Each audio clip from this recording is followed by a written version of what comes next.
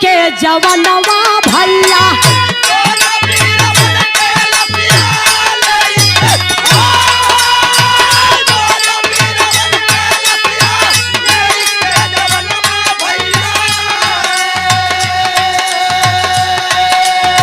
चौनी बेरा आईला दोनों बीरवन के दुआर।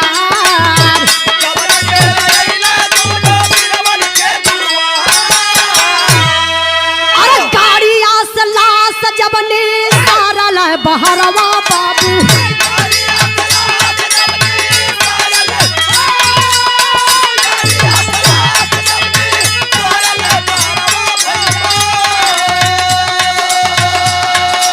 तेहला तिरंगा फौजी देखिया से तार।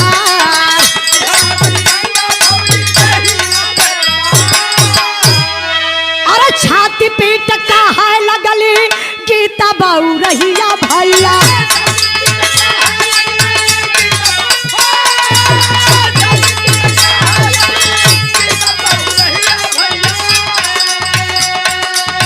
नाही बाट भैया ई त सजना हो हमार।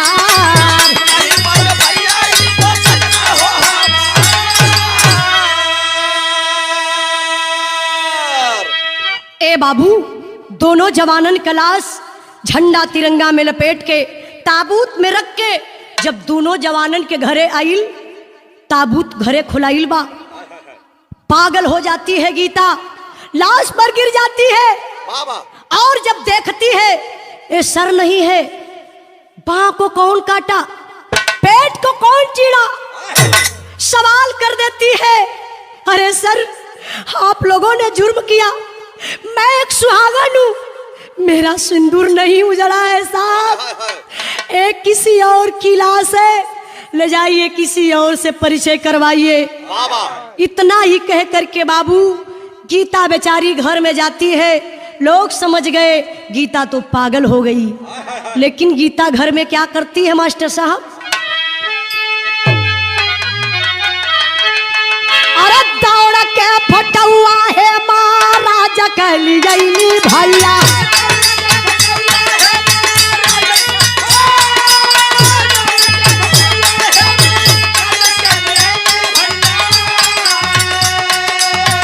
सैया का चेहरा वाचू मैली बार बार।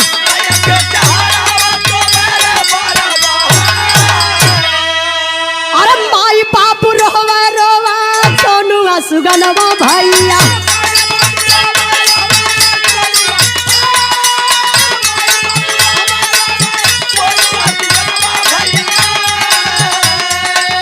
अब के लुटाई बोला बाबूजी का प्यार।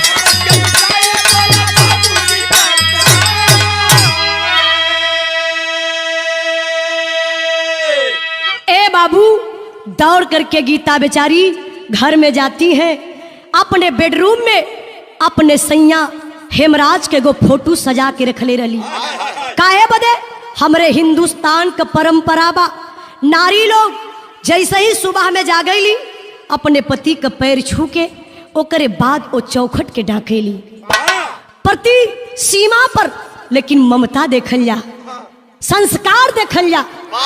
वही फोटो से दुल्हन पैर छू के ओकरे बाद बाहर जा। वही फोटो के लेकर के बाबू जब अली ऐसे ही फौज का सिपाही बैठल हुए, सबके दिखावत ही देखी ना साहब, ए सोनू के पापा हैं, आप लोग इनको खोजिए ना साहब और लाश को ले जाइए किसी और से परिचय करवाइए। बाबू लाश के लेके बैठल हुए, कल करे बेटा, अरे गीता तू पागल हो गई रे। अरे पगली, ये अपन बेटवा हेमराज बा, ये गांव का लोग मजा लई। गीता का पति शहीद हो गयल, गीता अपने पति के पहचानलस ना। आज बेटा पास में बुला करके बिठा लेते हैं बाबूजी और थोड़ा से कफन जब पैर का हटाते हैं, जो पैर में एक चोट का निशान रहल। बचपना में हेमराज कभी पेड़ से गिरल ललन, बहुत गहरी चोट रहल। चौने चोट के लगला से मौत के करार पे जा करके जी गईलन। बाबूजी कहले, अरे बेटा देख ना, ये चोट गवाही देता रे, ये अपन बेटवा हेमराज बा, दुल्हन जब चोट को देखती है, बतावल जला हर रिश्ता तो खून का होला बाबू, लेकिन पति और पत्नी का रिश्ता एक व्यवहार पर, एक विश्वास पर चलेला। दुल्हिया पहचान गई के रे ये तो सोनू का पापा। बाप रे बाप, वो चीथड़ा लाश को लेकर के अखबार में दाब लेती है और जमीन पर गिर करके बेहोश हो जाती है। लोग सोचते हैं रे गीता तो लगता है कि ये मर जाएगी। एक चादर उड़ा करके बाबू गीता के होतना दूर पर लेटावल बा, हर अंतिम संस्कार करे के तैयारी होत बा। बाबूजी जो वहीं वो लाश के उठावे चलन, तब तक कलेजा फट गए। बड़ा मनौलन कलेजा के, कंधे पर गमछी रहल, उतार के मुहे के तोपत हुवन। खले का रे बेटा, तोड़ डाले बुढ़ौती में कमर रे लाल। दुनिया में कहल गईल बा, लोग कहेला घर में बहन बिटिया सयान हो जाली, सर का बोझ बन जाली। लेकिन ना मेरे बाबू, अगर दुनिया में सबसे बड़ा कोई बोझ है, एक पुरनिया बाप के कंधे पर जवान बेटवा का जनाजा। कैसे बाप बर्दाश्त करी है, रोई के गिरलन, वही लाश पर बेहोश हो गईलन। कोई परिवार में ऐसा नहीं रह गए कि ले जा करके अंतिम संस्कार करे। गांव के प्रधान, तमाम अधिकारी, नेता मंत्री सभे लोग ले जा करके बाबू लाश के अंतिम संस्कार कैलस। तबले दुआर करे बदे आ गईलन जनरल साहब। बुढ़वा बाप कांपत बा शरीर, चारपाई पर बैठल हुआ। मेजर साहब आके कहे लगलन, शोक संदेश हृदय से लेकर, अरे शोक संदेश हृदय से लेकर जनरल साहब आए हैं। दोनों परिवारों को आकर के दिल से धैर्य बधाए हैं। सच्चा सपूत जो देश के था वह वीर हिंद रखवाला था। ये ज्योति हमको दिखा गया वह भारत के रहने वाला था। हम कसम आपकी खाते हैं, हम कसम आपकी खाते हैं, बदला शीघ्र चुकाएंगे। इस देश के 20 सपूतों पर फौजी वर्दी लहराएंगे। अरे जाना था जिसे वह चला गया, अरे जाना था जिसे वह चला गया, मन में ना उनका ख्याल करो। सहयोग फौज का हम देंगे, मन को ना तनिक मलाल करो। जनरल साहब कहले कि अरे पिताजी आप क्यों मायूस बैठे हैं?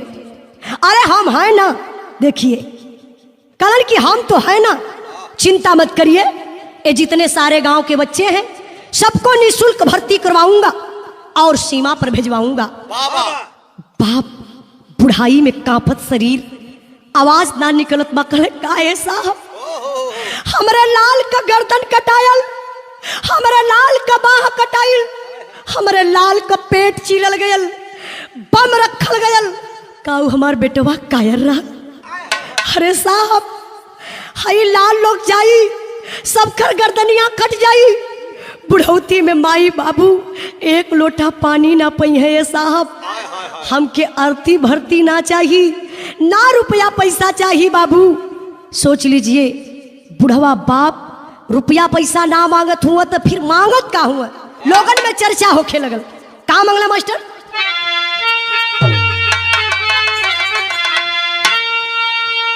अरे धन दौलत से जाए नहीं रता का पीरवा, साहब जल्दी से मांगा धा बेटा का सिरवा।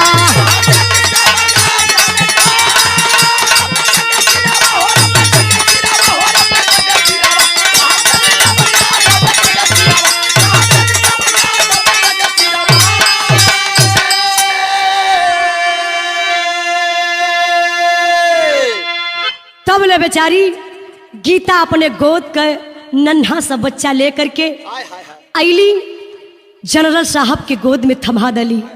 और थमा के कितनी ऊंची बात कहली मास्टर, जो कलेजा चिर लेत बा। का कहली?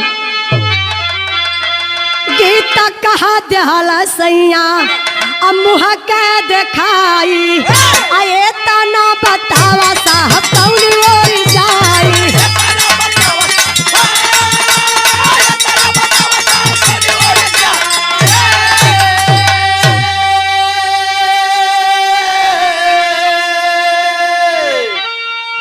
गीता कहली अरे साहब सैया जी हमार तो मुंह दिखाई दे गईलन, हमें विधवा बना गईलन। चारों तरफ अंधेरा ही अंधेरा बा। हम कौने ओरी जाई साहब, हमरे परिवार का परवस्ती कैसे हुई। देखिए बाबू, आज तक कुछ नहीं हुआ उस परिवार में। हम एक दिन फेसबुक पर देखली, दिखावत रहल बकायदे कि अभी उस घर में जितने वादा लोग किए थे कोई वादा पूरा नहीं हुआ। अभी उस जवान के घर में शौचालय भी तक नहीं बना। मैंने उस पर कमेंट किया कि सुविधा मिलनी चाहिए। जो भी हमारे देश का फौजी नौजवान शहीद होते हैं तो सिर्फ अपने लिए नहीं, हमारे और आपके लिए, पूरे समाज के लिए। अगर आज हिंदुस्तान सुरक्षित है तो हमारे हिंदुस्तान के फौजियों की देन है। तो सुविधा क्यों नहीं मिलेगी? मिलनी चाहिए। हिंदुस्तानी हम लोग हैं, हम लोग कमेंट करेंगे। जो भाई शहीद होता है उसकी मांग पूरी होनी चाहिए। आगे कहना मास्टर। अरे नैया हमारा लागे कवन तिरवा, साहब जल्दी से मंगा धा बेटा का सिरवा।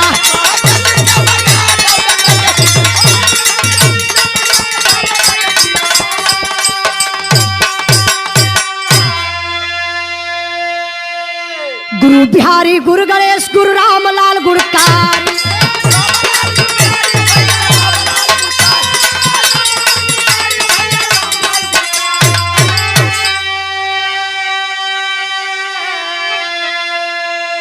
स्वर्ग गए चंद्रिका कवि बच्चन जी बने पुजारी।